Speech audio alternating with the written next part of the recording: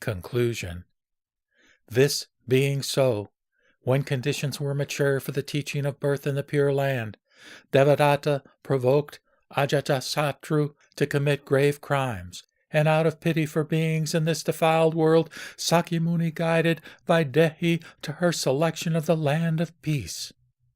As we turn this over in our minds and quietly reflect, we realize that Devadatta and Ajatasattu bestowed their generous care on us, and that Amida and Sakyamuni thus manifested their profound intention to save all beings.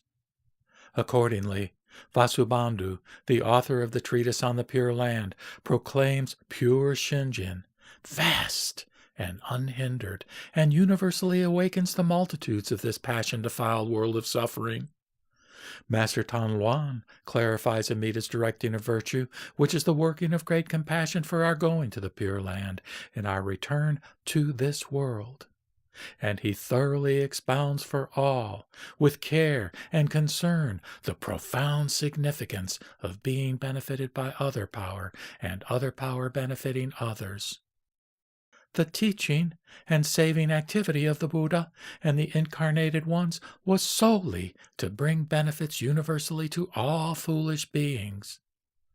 The vast, great mind and practice arise solely out of the desire to guide evil people who have committed grave offenses and those who wholly lack the seed of Buddhahood. My fervent wish is this: whether monk or layman, when on board the ship of the Great Compassionate Vow, let pure Shinjin be the favorable wind, and in the dark night of ignorance let the jewel of virtue be a great torch. Those benighted in mind and of little understanding, endeavor in this way with reverence.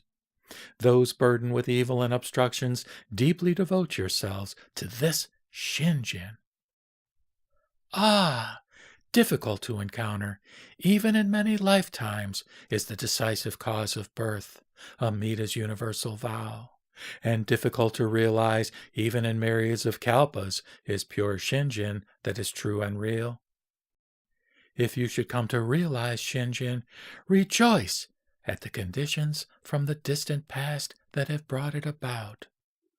But if in this lifetime still you are trapped in a net of doubt, then inevitably you will pass further in birth and death through myriads of kalpas and countless lives. Hear and reflect on the truth that one is grasped by Amida, never to be abandoned, the teaching of attaining birth in the Pure Land with transcendent quickness and ease, and let there be no wavering or apprehension. How joyous I am, realizing as I humbly reflect that my heart and mind stand rooted in the Buddha ground of the universal vow, and that my thoughts and feelings flow within the Dharma ocean, which is beyond comprehension. Full of praise for what I have heard and joy in what I have attained, I gather words expressing the truth and select passages from the commentaries of the masters. In this, I am mindful solely of the unexcelled honored ones, and in particular seek thus to respond to the immense benevolence they have shown me. Accordingly, I note in reading Bodhisattva Tan Luan's commentary the following passage explaining the words, O world-honored one. Quote, the Bodhisattva takes refuge in the Buddha, just as with filial children who obey their parents and loyal retainers who follow their rulers, his behavior is not self-centered, because his acts always accord with reason.